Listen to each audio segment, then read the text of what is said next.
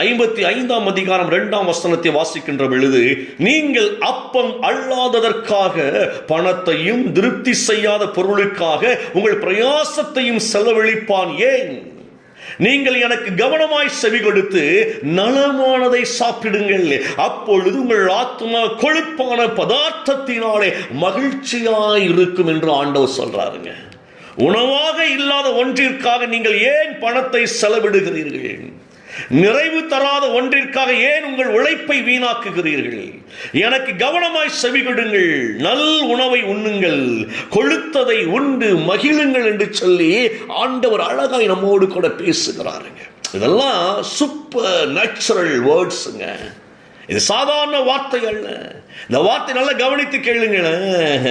ஆண்டவர் நமக்கு நன்மை செய்யும்படியாக பேசுகிறார். ஏன்னா நீ காசை வீணாக்காத, உன் உழைப்பை வீணாக்காத, ஞானத்தோடு என்னிடத்தில் அற்புதங்களை வாங்கி நலமாகிற என்று ஆண்டவர் பேசுகிறாருங்க.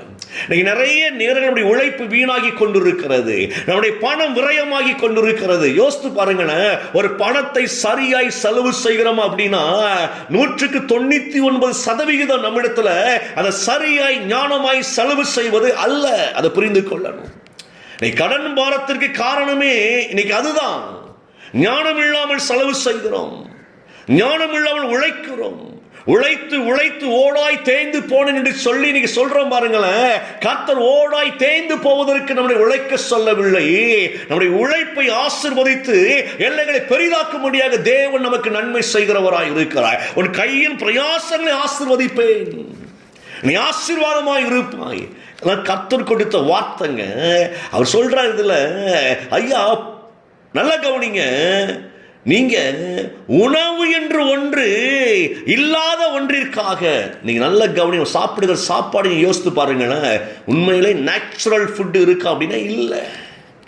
நீங்க அதன் பெயர் இயற்கை இயற்கை இயற்கையாக இது தயாரிக்கப்படும் சொல்லி நீங்க அதுக்கு ஒரு விளம்பரம் வந்து கொண்டு இருக்கிறது.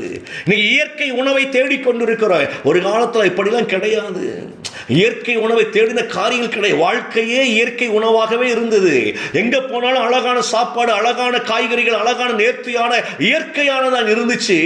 இன்றைக்கு உலகம் எப்படி போய்கொண்டிருக்கிறது? இயற்கையான உணவை தேடி போகுதுன்னு என்ன அர்த்தம்னா, எங்க ஒரு இடத்துல உலகம் ஏமாத்தி கொண்டிருக்கிறது என்று சொல்லி அர்த்தம். எந்த உணவையும் கெமிக்கல் இல்லாம சாப்பிடுமா இருக்கிறோம்னா கெமிக்கல் கலந்துருக்கு, ஆனாலும் சாப்பிடுகிறோம். ஏன் தெரியுமா? வேற வழி இல்லை. இதுதான் கிடைக்கு. இன்னைக்கு இந்த உலகம் ஏமாற்றுகிற ஏமாற்றத்துக்குள்ள ஓடிக்கொண்டு இருக்கிறோம். கொஞ்சம் யோசித்து பாருங்களேன். ரொம்ப அழகாய் ஆண்டவர் பேசுறாரு. நேரத்திற்கு நேரம் நல்ல கவனிங்க. தேவையானதை சாப்பிடாமல் தேவையற்ற நேரத்தில் தேவையற்றதை சாப்பிட்டு உடம்பை வீணாக்கி கொள்ளுகிறோம். ஞானம் இல்லாமல் பணத்தையும் உழைப்பையும் வீணாக்கி கொண்டிருக்கிறோம். ஆவியிலும் நமக்கு ஏமாற்றம், சரீரமும் பலவீனப்படுகிறது, ஏமாறுகிறது. இப்படி பல விதத்தில் ஏமாற்றப்பட்டு கொண்டிருக்கிறோம்.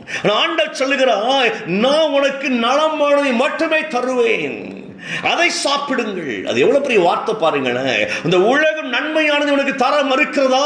பயப்படாத, கவலைப்படாத, உலகத்தை குறை சொல்லிக்கிட்டு நீனும் சோர்ந்து போயிடாத, உலகத்தோடு போட்டி போடாத, உலகத்தை சார்ந்து நிற்காத. நீ என்னை சார்ந்து என்னிடத்தில் வந்து நலமானதை சாப்பிடு என்று ஆண்டவர் சொல்லுகிறார். ரொம்ப அழகா இருக்குங்க இந்த வார்த்தை. நம்ம மாய்மாலமான உலகத்துல மாய்மாலமாய் வாழ்வதற்காய் ஓடிக்கொண்டிருக்கிறோம். ஆனா கர்த்தருடைய வார்த்தை ரொம்ப அழகாய் சொல்லுகிறது, அதை இலவசமா தாரன்னு சொல்றாருங்க. தேவனுடைய சத்தம் இலவசம். தேவன் இலவசமாய் பேசுகிறார். காசு வாங்கிட்டு பேசல ஆண்டவர். நல்ல கவனிங்க. இலவசமாய் இலவசமாய் கர்த்தர் நம்மோடு பேசிக் கொண்டிருக்கிறவராய் இருக்கிறார். என்னிடத்தில் வாருங்கள், இலவசமாய் நீங்கள் உண்டு மகிழுங்கள், பாலை பருகுங்கள். ஆண்டு ரொம்ப அழகாய் பேசுறாரு பாருங்க.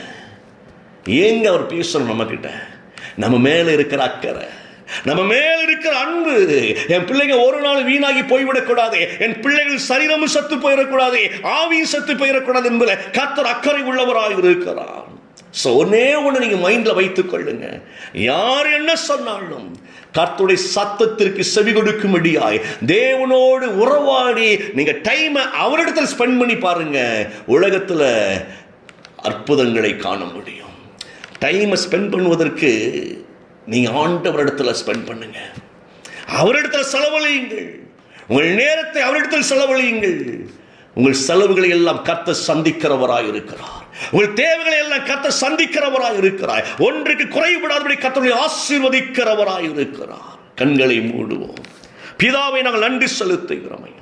ஞானமற்ற எங்களுக்கு ஆண்டவர் நீர் அற்புதங்களை காண பண்ணுகிறவராய் இருக்கிறீர். இந்த காலை வேளையில தேவ பிரசன்னம், தேவ மகிமை ஆண்டவரை இன்னும் எங்களை பலப்படுத்துவதாக. உம்முடைய சத்தம் கேட்கும்படியாய் எங்கள் செவிகள் திறக்கப்படட்டும். உம்முடைய சமூகத்தை சார்ந்து கொள்ள தொடர்ந்து கிருபை எங்களை தாங்கி வழிநடத்தும்படியாய் இயேசுவின் நாமத்தில் உம்முடைய கரத்தில் ஒப்புக் கொடுக்கிறேன். ஒவ்வொருவரையும் ஆசீர்வதிப்பீராக நல்ல பிதாவே. ஆமென், ஆமென்.